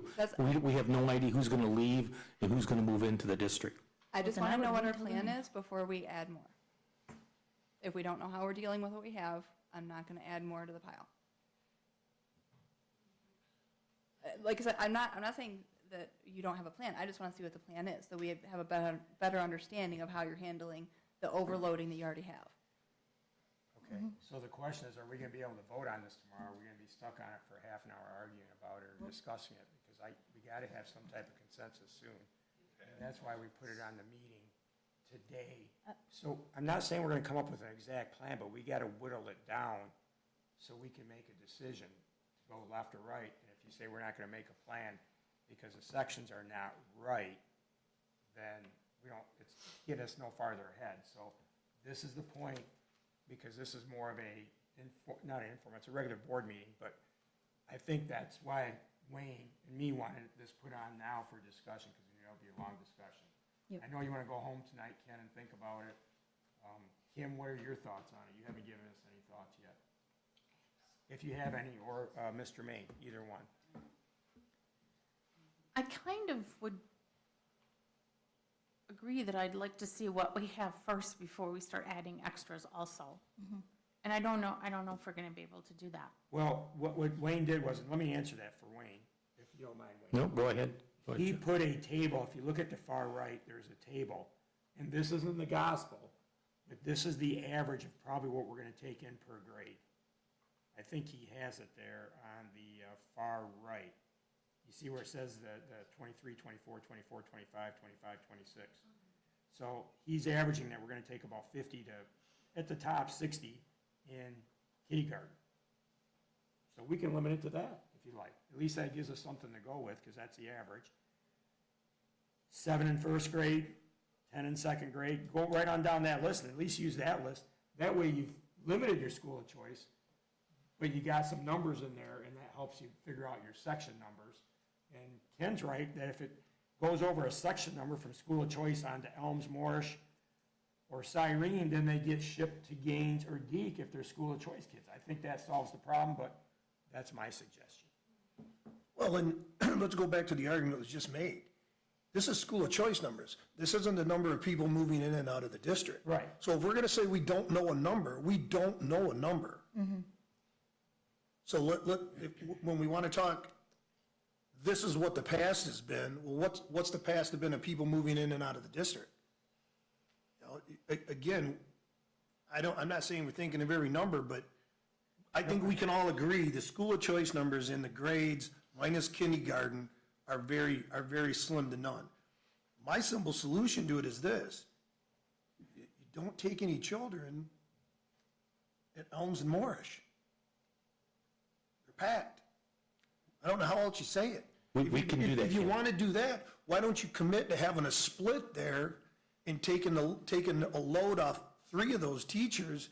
And yeah, no one likes splits, but I bet someone would rather have a split with 20 kids than have, 32 and 33. But here's my deal, Ken, though. But if we already know, no matter what, we're going to have to add a third, fourth grade teacher at Elms. So now that brings us down to like 22 kids in a class. So if we have people that want to come in and want to go to Elms, and now we've got class sizes of 21, 22 students, why wouldn't we let some of those kids go into those classrooms? That's why I want to see how many sections we are planning to have in each of these buildings, in each of these grades, so we can say, hey, yes, Elms, fourth graders, students per teacher is at 22, so why wouldn't we let school of choice kids come into that building? Or we're looking at Syring's at 57, we're definitely not going to add a third teacher there, so no, we are not going to allow any students coming into fourth grade into Syring, because we don't want to have to add a third teacher at Syring and overload those classes. So that's why I want to see how many sections you plan to have in each of these buildings, in each of these grades, so that we know the class sizes that you have planned right now, and we can say, this one has room, this one doesn't, this one has room, this one doesn't. Yeah, And like make a setting the decision. foundation and building up. It's not, And that way you're we're not starting with a roof. And that way, we're Yeah. not needlessly denying kids. If Yeah. if we have to add a third teacher, we know we're adding a third teacher at Morrish, why would we turn kids away that want to go to Morrish? Why would we make everybody's life more difficult when we have room? And this was my whole thing with the assignment that we just did the K-5. How are you going to assign kids without establishing Yeah. Hey, guys, I'm gonna tell you, we've had these issues in every district I've been in for all the years I've been a superintendent. It's always worked out. If we needed to put another section of Elms and another section for fifth grade, we could put another section of Morris for second grade. We could put another section here. Kindergarten, we're definitely gonna have to add children to all of the kindergarten classrooms across the board. Right, so what I'm saying is give me a list of how many sections per grade per I building. can do that right here by this. Well- That would be my recommendation at this point. Like I said, so if you want to bring us a document that shows us I can how do that. many I can- sections, and then gives us a breakdown I of will number do of that. students per classroom, that will help. I will do that tomorrow. Will that help the discussion go a little quicker? Okay. My question is, we have 65 kids at Elms, which puts us over the 30. I don't think they can go over 30, can they? They can go over 30, we just have to pay a stipend for it, but what we do is, that would be probably the one you'd want to put I don't want you would huge put classes. 3 sections in. Okay, so. If I added 3 sections, that across the board, I'd have the same amount of teachers this year as I had Yeah, last. we don't, okay. So if we have 65 kids at Elms currently in fifth grade, we know that's at least 2 sections, maybe 3, because that's what Ken's saying, I think. So how many of those children currently in Elms are not in Gaines because they're school of choice? That I don't know. I have no idea on that. I mean, that's the question I would ask, because I thought we were going to accommodate school of choice, but we were going to give preference to the kids in district to be at the schools they want, that they live next door to. So if you tell me there's 15 kids at Elms that are school of choice, I don't know if that to be true or not, just I'm throwing that number out there, and that takes us down to 50, right? So that's 2 classrooms of 25, and there's only 19 at Gaines. Why are we arguing about this? Or 10? Well, we're going to give priority to our children that Right. live in district first. That's what we And said I from don't day want to split one. up school of choice siblings, though, neither. Yep. I don't want a No, sibling I don't going either. to this school and this school. I don't think that's fair to any kid, no matter where they're from. But Chuck, you do have to control this, because let's go back and pick at Elms. Yeah, just give me some, like, yeah, So last year, in 4th grade, yeah, we had 2 new school of choice children. yeah. What if they want to go to Elms? And that would put us at 69. So 69, so take our, let's keep our math problem easy. Let's make it 66. Are you really gonna have 3 classes of 22? I don't know why those 2 school of choice children, if they're coming in as new kids, wouldn't just go to Gaines. Well, Because that's where the room's at. that's the point in this, Yeah. is there has to be some control of which building they're going to. Right. But are you gonna, if you do have a third grade in 4th, a 3rd classroom of 4th graders, now you're gonna have 3 classes of 22. Yeah. Well, I would like classes of around 25, but I know that's a perfect number, but I don't know how, well, that's why I don't understand why we wouldn't shift some of the kids to Gaines. Because there's 35 there, if you had 2 to 4 kids come in, that puts them at 39, which is two grades of 20, and keeps these guys a little bit heavy. I don't, and then you said the teachers get a stipend if it's over 25 or 30? If it's over 30, 30. yeah. If it's over their max. Right. I mean, I thought that was the whole idea, anybody in school of choice that's new would be shipped to Gaines, and that would be their designated school versus overloading Elms and Morris, which that's what we're trying to alleviate too. And if your brother So or Ken, sister why goes, can't we come to some conclusion like that? Because if we have to create, if some of these class sizes or grade sizes in these other buildings are big enough that we have to add a 3rd section, then it doesn't make sense to be shipping more, especially 4th grade, since Gaines, well, if you're talking about adding a 2nd section at Gaines, I don't know. But, if we're gonna have to be creating additional sections anyway, so you end up with lower end class sizes in some of these buildings, saying that, no, you can't, go into that school via school choice, because the overall number looks big, but really the class size could support a few more kids. That's why I want to see what the plan is for the class sizes for each of these buildings. How does he do that though, when he doesn't know how many people are enrolled, kids are enrolled? I'm just asking. well, that go question. then how Based does on he these get numbers these? right here. Yeah. Okay. Looking at these numbers here, Jenny, they're not gonna create another session or another group. Section, excuse me, That's okay. for 67 kids in a building. They're gonna have two classes of 30. But I could, I'll take that bet. if we get 5 more schools of choice kids, they'd all go to that building. But again, you can't, look at your average over here for what you had in 25, 26. At that same grade, you had 2. Yeah. You had 2 kids. If we're gonna live in the what-if world, let's live in the number world. You had 2 kids last year. But that's low, because the year before, we had 12, it was, We did not have any limits, and if you look, going by grade, starting with first, you had 6, 5, 4, 2, 2, 6. The last 6 was 6th grade.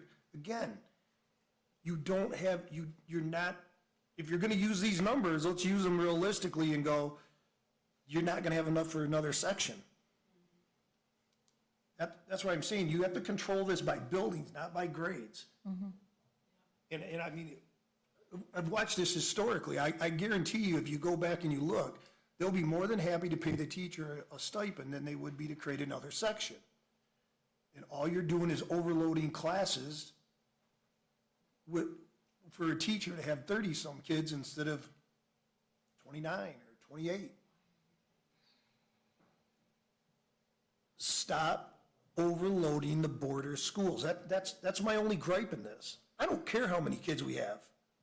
If we could put an additional section in every grade at Gaines Elementary, that'd be great. We could have 2 in each grade there. That would be ideal for our district. But instead, we just keep filling and filling and filling the border school, because anyone that's bringing their children, it's not like we're getting a bunch from Byron and Durand that want to go to Gaines. That's actually where our kids leave and go to from Gaines. If you look at the data, everyone comes from the east. They're going to want to stop their car as soon as they can. And the 2 places that stop your car is Elms and Moorish. That's why these buildings are so overloaded. And this isn't hard to figure out. Because I'd love to put an extra section in every grade at Gaines Elementary. Give me another 25 kids in each grade. That would be great. If the board would so desire that we don't put any more children other than kindergarten in Elms and Moorish, we can do that. And any schools of choice comes in, we'd have to go to Deke, Cyrene, or Gaines. I don't have a problem with that. That's fine, you gotta be We could do that. You gotta be careful at We Cyrene. could make that, we could tell the enrollment office, listen, if we get schools of choice kids coming in, they cannot go to Elms or Moorish, they have to go to Deke, Cyrene, or Gaines and go unless it's a kindergarten student, because we do have to put some kindergarten students in Elms and Moorish with 19 and 16, that's only 8 in a section, and basically 10 in a section in kindergarten. So we Or you do just have to have put some one kindergarten section. kids over there. Right? Or you could just drop to 1 section, right? Yeah, but we're going to have more than one. We're going to get the numbers up. We know that we have close to 60 sitting in the queue right now that want to come in. And I know that there's a lot of parents sitting out there that have not brought their children in for kindergarten. That's just historic in every district you go to. Some parents will say, oh, we need to enroll our children, and it's in August. So they don't think about it till the last moment. And then they bring their children in and get them enrolled. As a superintendent, I used to watch, how many kids, did we have any more enrollments? Do we have any more enrollments in kindergarten? And all summer I would be looking for that. Like I said, we can make it so there's nobody else can go to Elms and Moorish other than kindergarten and make all schools of choice coming in be Deke, Cyrene, and Gaines. I think that's a good idea. What's wrong with that, guys? like I said, I want to see the plan for next year, so I can see what the class sizes are before I will agree to any of the plans. I can't give you kindergarten numbers, I can tell you that. I know, I understand that, for the grades, for 1 through 5. I want to see what the plans are for how many sections you plan to have in each building before I make any decisions. I can do that. There's got to be Okay, plans, right? I'm just doing some quick numbers here because I'm on, I know what Ken's saying, and we've talked about this before, 56, I'll just do this in my head, 100, 150, 203, 203, so it's about 264. So to Ken's name, because they didn't put down the raw numbers, Ken, like you said. They broke them down by grade. So in Deke, we currently have 264 kids. In Elms, we have 303, Morris is 317, Syrene's 279, and Gaines is 128. So once again, we loaded up Elms and Morris totally. And that was the whole idea, was to whittle their numbers down a little bit. So I'm just trying to come up with a compromise for the rest of the board here. Do you want to limit it to school building, Ken? Is that what you said? That's what I thought. Yeah, I don't, so give me some numbers here, so we got something to go with for tomorrow. I got 264 currently at Deke. And remember, we're not gonna move any of our in-house kids. I have 303 at Elms, I have 317 at Morris, we have 279 at Cyrene, and we have 128 at Gaines. Them are our totals currently. So work with those numbers instead of the way he broke it down with numbers per grade. and the other issue that you need to start thinking about is, are we gonna get early fives run down our throat by the governor? Well- So again, you may wanna keep an extra classroom or three for early five children. We do have some classrooms. That's in the I kindergarten. understand that, but that was why we were gonna put another 20,000 square feet on the building to replace Morris because of early fives. Again, when we're having this topic, there's more than just the topic in front of you. Like I say, I don't think I don't think a new school of choice student, unless they are a sibling to a current or they are a student of a teacher's, should be allowed in Elms or Morris. That's a really simple solution. That's what we said. We have room at the other buildings. And if you don't want to drive there, then you don't want to send your kids to Swartz Creek. Well, Deke is not, I know it's out there a little bit, but it's not as far as Gaines. 2 miles. Okay. 2 miles further than Elms, literally.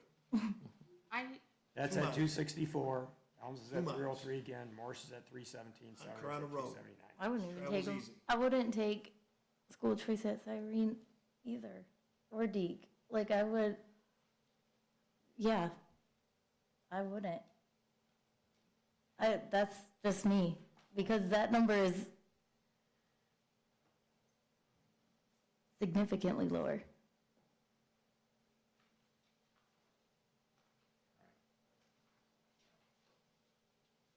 The only problem class at Deke is 5th grade. That one's already at 61.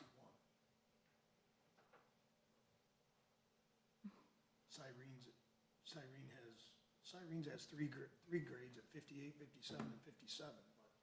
But If we want to help the teachers out and to keep the building size down, if we kept the kids at, we'll say 25 per class, which is reasonable, 26, that puts us at 265 kids per building. I think Average it out that way then, if that's what you guys want to do. It gives us something to work with. we can't make them move buildings, John. our teachers, I thought we could if they're school of choice. We Yeah. can, no. Yeah, you can. We can do whatever, we can put them in Assign whatever it. building we want. Listen, that was the whole idea. is Current- that- Yeah. Yeah, but I mean, the current children, the building they're in, they should remain in. Okay. Well, then, we're never gonna agree on anything then, because there's too many variables in here. Some people want X amount of section numbers. Some people want X amount of people in the classroom. Some people want X amount in the building. And there's another plan that Jenny wants to see section numbers, or students, so she knows the section numbers. There is no way a scientist or mathematician can come up with those numbers unless we get to September 1st. So we have to come up with a compromise, and we either have to do it by building or by class size. If not, we're gonna be here for 2 hours tomorrow arguing about it. We have to make a decision soon. I'm not disagreeing with anybody, but I'm coming up with some compromises here. There's 260 per building. It keeps the class sizes small. Some kids from school of choice may have to go to a different building, maybe Deke, maybe Elms, which you just made the comment, if they're school of choice, they have to go where we assign them. I don't know. And that I don't want to 260 split up siblings. I'm talking, 260 per building isn't reasonable, because we don't have any. Gaines is the only school that's below that, Then every what other. number do you want to come up Well, with? I'm just saying that right now, we don't have, Gaines is the only school that's under Well, 260. and that's again, Over that. our, like Well, the some of them are at residents. 303 and 317. Yeah, I know. And that's when you add section numbers. Yeah, so that's what I'm saying, so I want to, If you have 6 grades in every elementary times 2 section numbers, that's 12. 12 times a reasonable class is 25. We'll go 26. That's 260 kids per building. It keeps the buildings clear, it makes it good for the teachers, good for the support staff, you don't have kids overloading the room. I'm just giving you guys, this is a compromise. You do what you want. But at some point, you're gonna have to make a decision, and that's 260 kids. You're like, well, we're not, then if you're not gonna add anybody at Gaines, then close it down. Because the building's there, it's paid for, it's been utilized for years, and if somebody wants to come to Swartz Creek from school of choice, they may have to go there. I don't know what other compromise you want. That or you're gonna say, well, we're gonna take 310 in Morris, but we're gonna add some more section numbers, having 4th or 5th. Okay, I'm roughing, I'm just adding my numbers in general. So I'm just trying to so that gives you 260. 5 grades times 2, or I'm sorry, 5 schools times 260, 265, puts us around 1,400 elementary kids. That's where we're at now. We've just readjusted a little bit, so, which helps Ken out, because it helps the teachers out, and that's my big thing, is that Elms and Marsh has almost 400 kids, if not more. so even if we took every school choice kid and put them in Gaines, that still wouldn't solve the problem because we don't have that many school choice kids.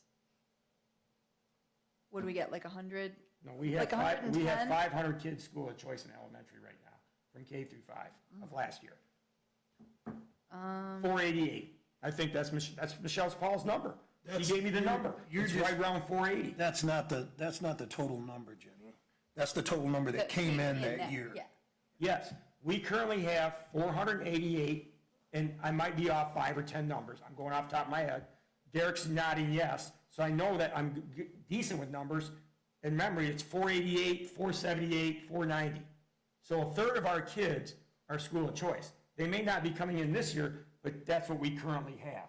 I don't want to really rip a kid out of a school that they've been in unless there's a sibling there. But you guys wanted to do this, and that's the only way to balance it out. Numbers don't lie. You have 5 schools. Yeah, I don't disagree with That's getting the. 260. No, so, and what How we're he's gonna saying get it. is existing school of choice students still can be placed anywhere. Yes.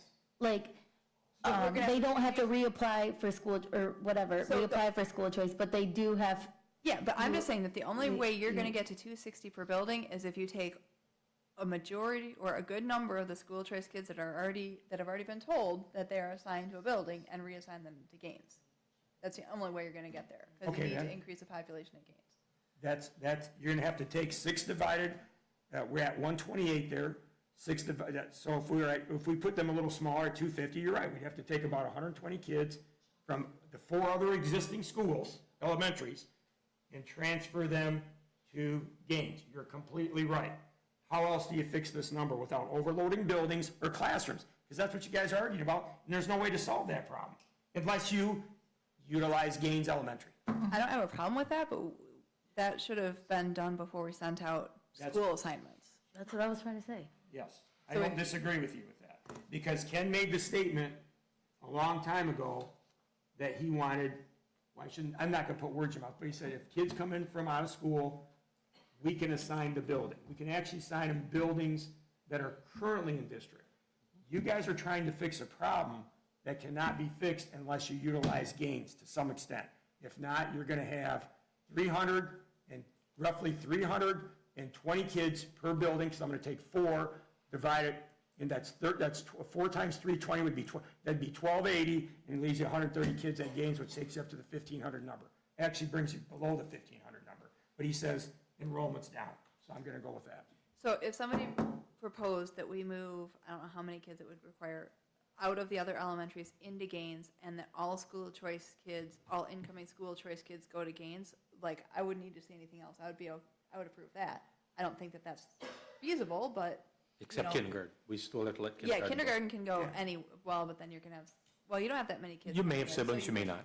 Yeah. I'm not saying this is the perfect plan. I'm giving you guys options because we're arguing about sections and building numbers and classroom numbers, because I understand what you're saying.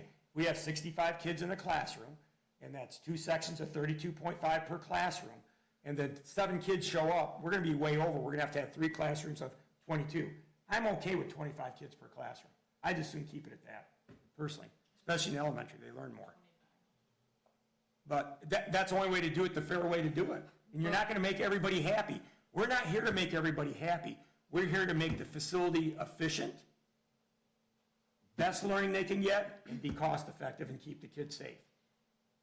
I think for me, at this point, I'm more concerned about class size. A teacher shouldn't have 32 or 33 kids in their class. If they have 25, 27, that's good. But this is too many, especially for these little kids. So I think whatever we can That's what I do was to trying keep to the say. class sizes small, yeah. So the only way to do it is to utilize gains, and nobody wants to do that. So I don't know what you guys want to do. I think we all do, but for whatever reason, the kids weren't assigned there, and I'm not sure how Yes, that I happened. see what you're saying, yeah, originally.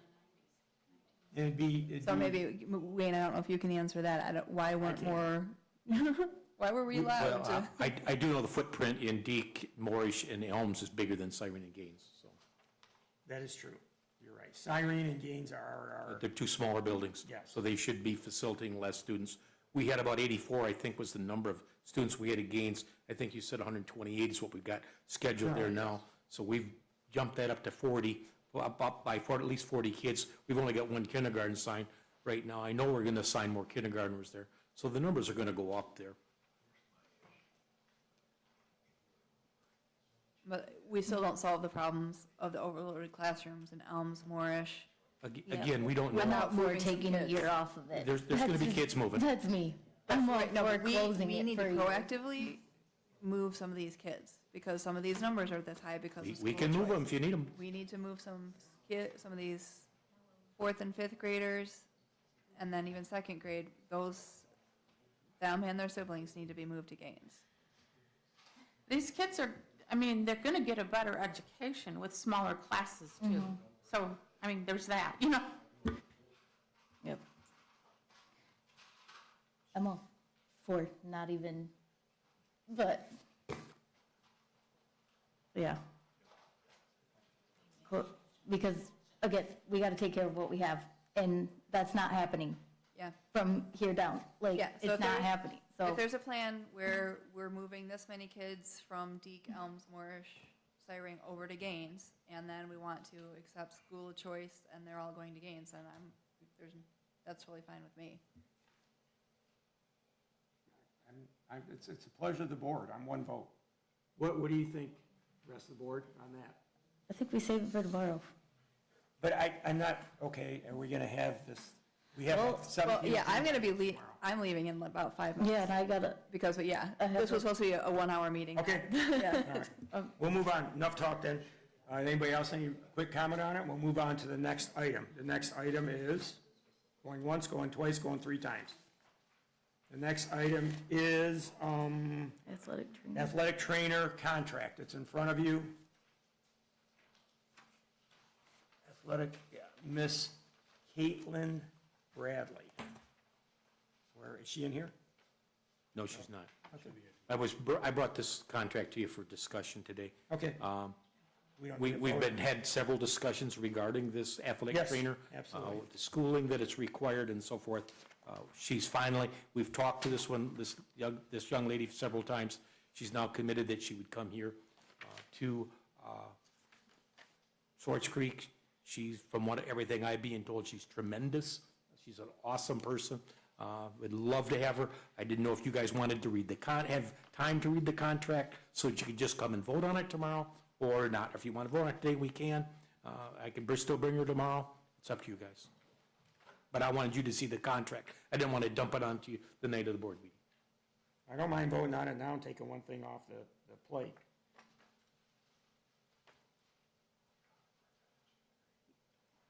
Is there Yeah, fine. anything substantially different between her contract and the normal admin contract? You can, Not that I'm aware of. I read it through today. I didn't see anything that was abnormal across. We had set a dollar amount of what it would cost the district. We're under that dollar amount. So I thought we were in good shape. I made sure of that. I looked at everything. We did the proration from now until the end of the year and so forth. So there's nothing extraordinary in this contract that isn't out of the ordinary. Yeah, so from April of 2026 to June 30th, she's going to make $12,124. And then our fiscal year bill starts on July 1st, then we're going to pay her $62,000 per year. Is that correct? That's correct. Okay, and then she has a $3,500 stipend if she does not take her medical benefits, correct? That's correct. And then she gets a standard sick leave, liability insurance, blah, blah, blah, or boilerplate language. Is that true? Sick days and so forth, yep, it's all From our standard. administrators, okay? This does look a little bit different. I would like to have Okay. until tomorrow to just compare it to some That's of why, the ones. that's why I brought it. Yeah, I would like to wait until tomorrow, at least personally, Don't have a problem. just to compare them. Okay. There's another contract I saw on there was Derek Bouchon. He was hired in late August of '25.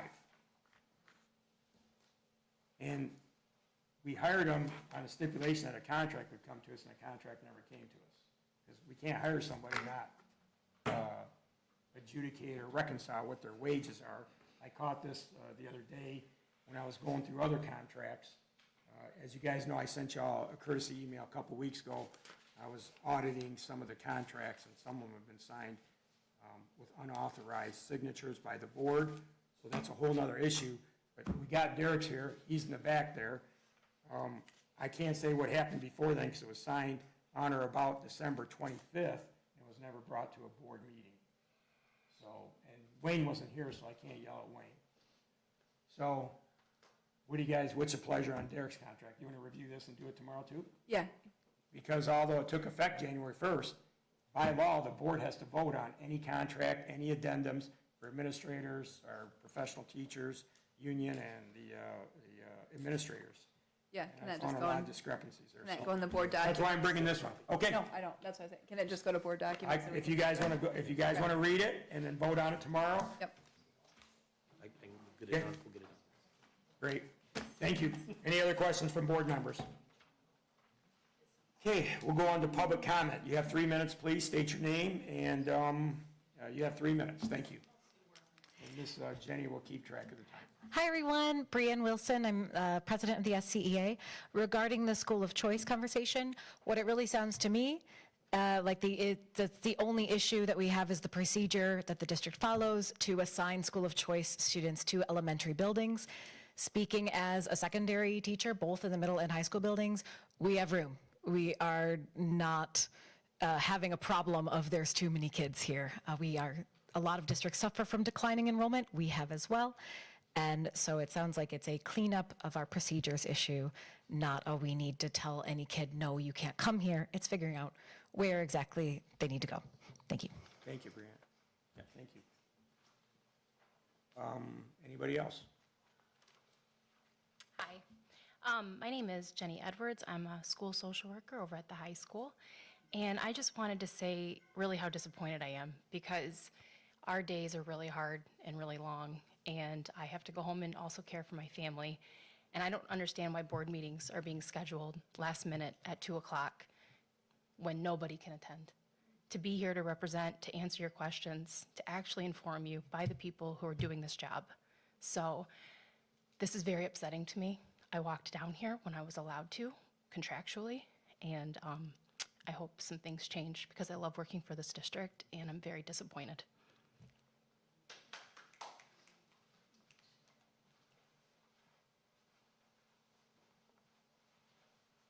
Hello, I am Michelle Clark.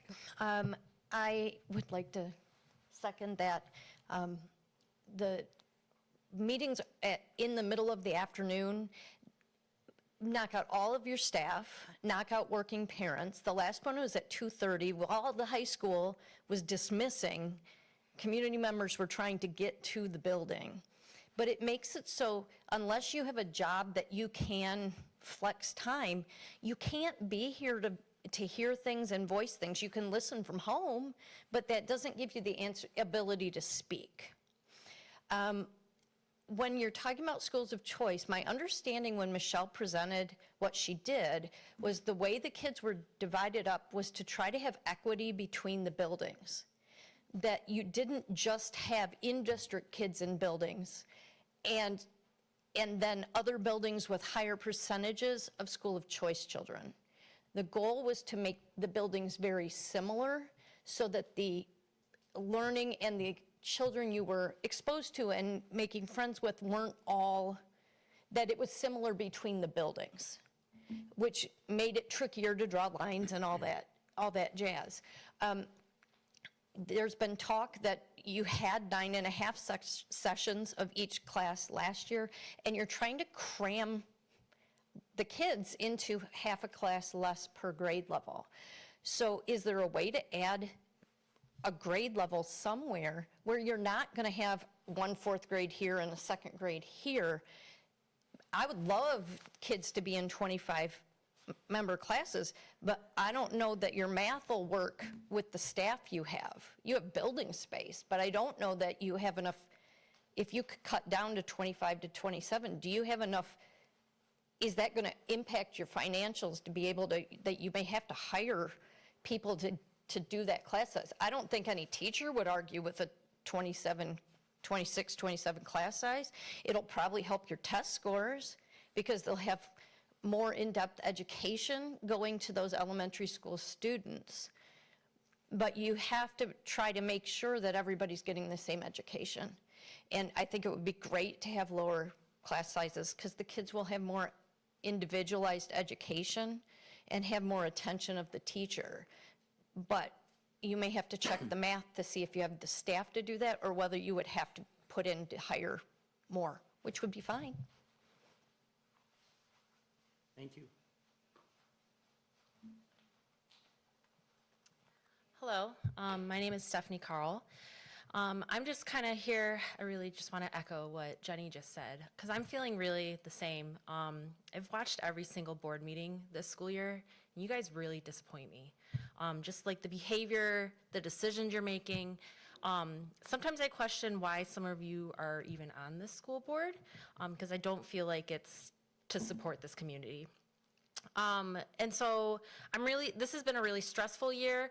I'm worried about our future finances. I'm worried about the damaged relationships in our community. I'm worried about the integrity of our schools. So I don't know if you're really going to take my message to heart today because it hasn't seemed like that's worked in the past. But I just really implore you guys to do some reflection and thinking about how you talk to each other, how you're making decisions, and how you're disregarding the, not opinions, but knowledge base that you have in your district employees and the resources you have in us to kind of help you guys understand how our day-to-day looks like and how a school runs. Thank you. Thank you.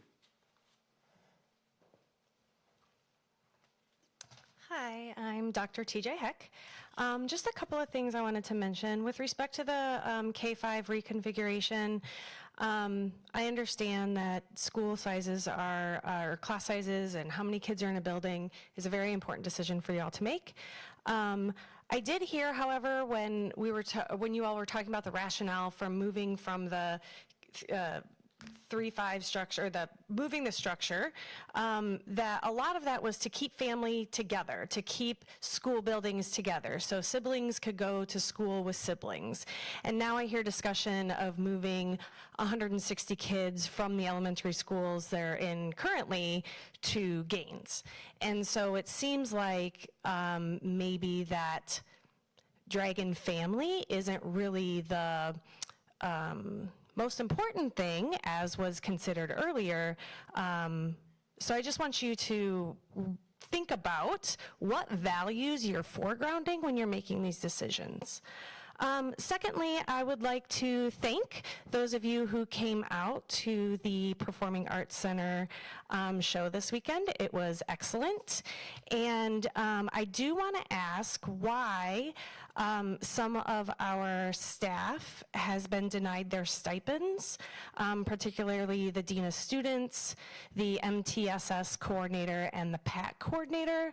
They're no longer receiving their stipends for the work that they're doing, and yet expected to continue doing that work. So that was a decision that was made by apparently some of you, and I would like to know why that's the case when they're spending hours and hours and hours doing this work for you. So, thank you.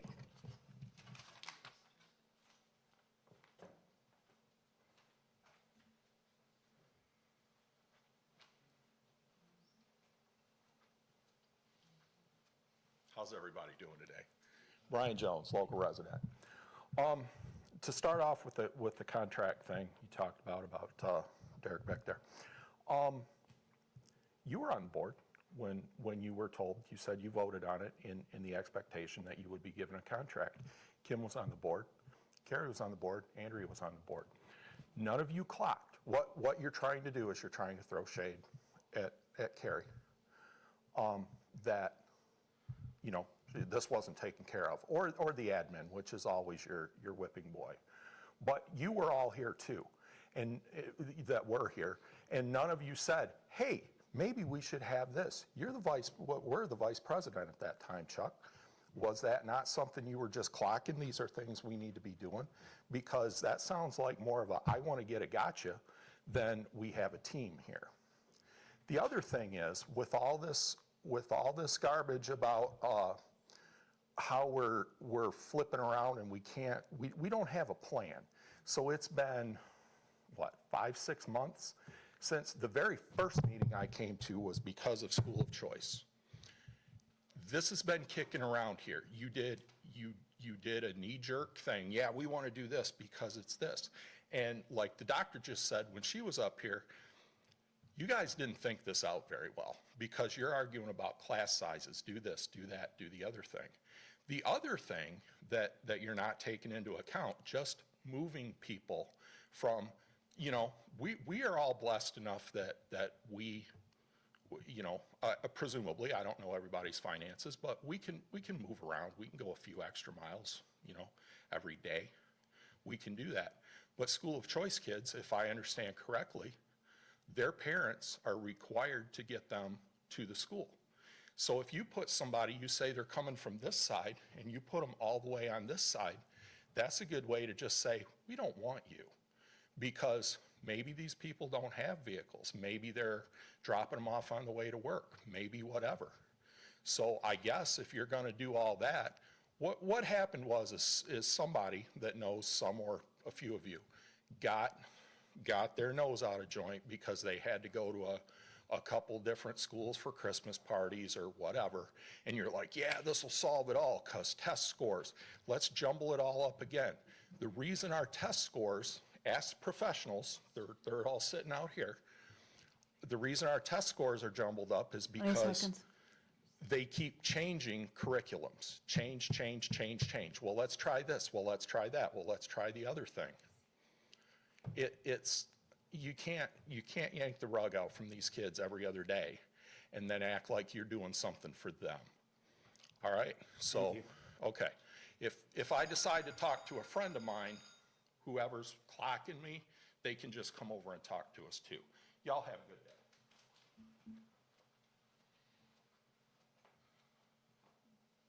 Anybody else from the public? Thank you for your comments. Board members? Any board member has comment? I do. A couple of the topics that were brought up, public comment, are something I believe the administrators have to address. As far as who didn't get compensated for moving, and then the way things were laid out. We put an agenda out there and we asked the administrators to do it. I totally agree with Mr. Jones in reference to the curriculums being switched and switched and switched and switched and switched. And while I'll agree with that, That again has to do with this building. And I've said it multiple times in reference to the test scores. I don't blame the teachers, I blame the administrators. It should be led from the top down, and I agree, you can't just keep changing curriculum. Or you just, there needs to be a standard. So that is very true. And not that I'm trying to point the finger at certain people, but that keeps getting changed in this building. Teachers didn't change it. Building principals didn't change it. Administrators in this building changed it. And in reference to this meeting being today at 2 o'clock, yes, I called it. Yes, I wanted it at 2, and there was one thing on the agenda. The rest of this stuff was not supposed to be, was not something I put there. That's at the luxury of the board president and obviously the superintendent to add stuff. We had one topic, and the topic was to get Chuck's appeal out of the way so we didn't tie up our whole evening tomorrow. That was the objective. And this is when this meeting was beneficial and available to some of us. So I apologize the times they start, but if we would have just had one thing on the agenda, we'd have been done an hour and a half ago. And I didn't add this. So I had one topic, and that was to dismiss that for tomorrow night. I'll comment. I asked Wayne, and I actually talked to Wayne, and we both agreed to put this on the school of choice because the numbers have changed several times, correct, Wayne? And the numbers have changed in the last 5 weeks. I've been sent 6 different documents with different numbers for school of choice and assignment of children. And a lot of our members are concerned about that, so it wasn't meant to fool anybody. It was meant to do a little discussion before doing it at the meeting tomorrow, because I know it'll be a long subject matter. That's all. And the other one was the contracts. And as far as somebody mentioned that stipends were stopped, I sent a letter out. I'll be bringing it tomorrow for board approval that I stopped all stipends because I can't find any board action. And that is several laws that have been broken. When people are given money and they're not approved by the board. So when I found out about it, I sent the letter, and I'm doing my audit now, and I'm going to ask for an independent audit of that because there's several people that were given stipends. And if anybody can show me a law says that they can get paid without board authority, please show it to us. So that's that. I think somebody mentioned that. So that's all I have to say. Any other board members? Yeah, I'll also say that, you know, the meeting came across as the addressing the appeal, and that's why I didn't object to it. If I'd known it was going to be more than that, I would have said, no, we need to reschedule it, because I agree that having these kind of topics discussed at 2 p.m. is not the time for it. So I just have one comment. Whatever we do with school of choice, I do think that we should make exceptions for siblings so they can go to the same school. That has to be a thing. That has to be in it. I think I stated that, Kim, and I agree with you. And the school of choice discussion, as I said, was a discussion because we're going to be here for a long time tomorrow. I wanted to hammer out some of these numbers, and we all discussed it, and we all participated for the most part. Not all of us, but most of us did. So I think it was beneficial to at least get our head around some of the numbers, and there was no decision made. So. can I just add one more thing about the stipends too? So can you give us a list of the stipends that were halted or whatever as a result of your request? I can't give you a list. I've got documents this deep, and all I did was put out a blanket letter, and it's going to be asked by the board. If you don't want me to stop them, we can vote on it now. Like I said, I would just like to have an idea, like the impact of it, because again, if we have people in the community that are doing jobs and everybody has bills to pay, and if they're doing these jobs, you know, obviously they want to help the students and they care about the work that they're doing, but they need the money too. And so if without warning, you know, money that they were expecting to receive is no longer being received, I totally agree. I agree that it needs board action, but I don't think that they weren't the ones, that caused the It issue. doesn't matter. Once you They're find being out, punished. once we found out, Yeah, but, you gotta stop it. but what I'm saying is but that also means that we have a responsibility to make it right to them as quickly as possible. So. You can continue the stipends if you so choose. Well, like, I said, we need to know what we're talking about I didn't here. stop them forever, I just stopped them for a week so I could bring it to the board. Okay, but we need to, And I don't know if I don't know if that's Jamie or who that is. We need that list so that we can address this, because I you don't should be want more people. concerned how all these stipends got approved. Oh, no, I do. I am, but that's gonna take a whole lot longer, and I don't wanna punish people that are Nobody's doing being things. punished. Well, they don't. They are have to being do punished, though. things If they were, either. yeah, if they were expecting money, it's not their fault that the money wasn't approved the way it should have been. They don't have any power to say, oh, you need to make sure that there's a board action item to make sure I get my stipend. They don't know that. They don't understand that. They just know they were told that they were going to get this amount of money for coming in and helping with this work, and now all of a sudden, they did the work, or they're planning on doing the work, and that revenue stream is gone. I don't agree with that. I totally agree with Chuck. I understand where you're coming from, and I am upset about the fact that the money was promised without authorization. But again, it's not the people on the receiving end's fault, it's the admin, and I don't believe that, so I just mean we need to get the list, we need to address this as quickly as possible so that we aren't harming people in our community. To piggyback on that, Jenny, I totally agree. However, we cannot spend money without board approval.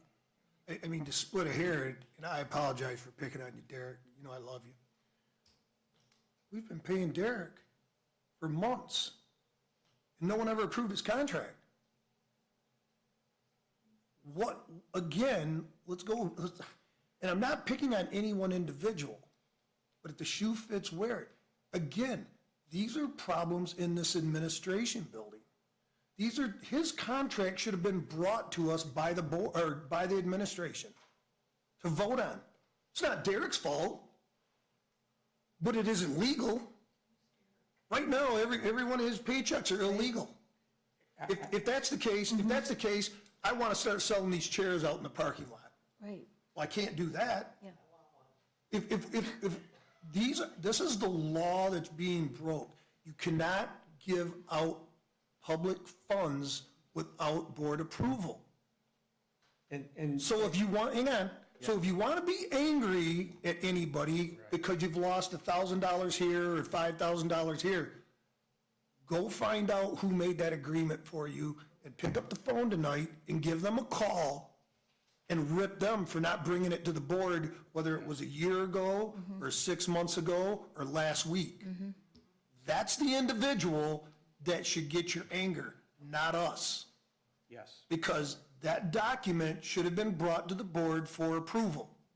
So if you have that document, or you can come over here and ask for the document that gives you your stipend, look who signed it. Whoever signed it. It most likely is going to be a superintendent. Give that person a call. Because that's who did the naughty act, not us. They have a duty to bring that to us for a approval. And no, I agree with Jenny. No, we shouldn't take money out of people's pockets. Problem of it is, it should never have been there. Because somebody made a decision they didn't have the authority to make without bringing it to the board. So get your document, look and see who signed it, and give them a phone call tonight. That- And have that conversation with them. Hey, Mr. Engel, or Ken, I prefer, he said that document should have been brought before the board. Why wasn't it? Ask them the question. Because I'm pretty sure every one of these stipends that we're talking about, the board's going to co-sign and approve. I really do. I don't see us not, but we have to do it. It's not how it's legally done. And, just to take, none of it has to do anything with Wayne. Almost every one of these was done before Wayne got here. So God love him. You know, he's the one that's got to live with the nonsense. But it's just, again, you hear me say it over and over again. We don't follow our own policies and we don't follow the law. And if that's the case, then let's take the handbook out and throw it away. We can just cut all the kids loose tomorrow. Because I mean, we're not gonna have rules, let's not have rules. Teacher's contract, throw it out too. All the administrators' contract, throw that out too. We either have rules or we don't. Thank you, Ken. And the young lady that was up here and said that we're taking money from people, that was going to be my thought process, that what Ken said. We didn't cause this problem. Somebody did it, I discovered it, and I have a responsibility to correct it. Nobody's opposed to some of the money that people got. But I'm supposed to report this to the Attorney General, the Michigan Department of Education, all sorts of people. I don't even have a handle on what's going on yet, and he says I should know it all. Maybe I should know it all, but I can't, because I trust our administrators to do the right thing. So when they gave stipends to people that we didn't know about, how do we correct it? I found it by accident. I found it by accident with another administrators, and that's why I started looking into it. And that's how I came across Mr. Bouchon's. So you know what? I came across Mr. Bouchon's too. So with that being said, sir, you don't have the floor. I should have known about it. I should have known about the mega site, but when they don't tell me, I don't know. You voted on it. So with that being said, we're going to try to correct it as soon as we can. In the meantime, once we know what's happening, we have a law to stop it. There's no other way around it. You can be mad. I mean, I don't know what else to say. Shut up. Sir, please don't tell people to shut up. Sir, please don't. Close your meeting. Go on with your business. Is there any board comments? None? Motion to adjourn, if anybody wants. Yes, move. Motion? Any support? Support.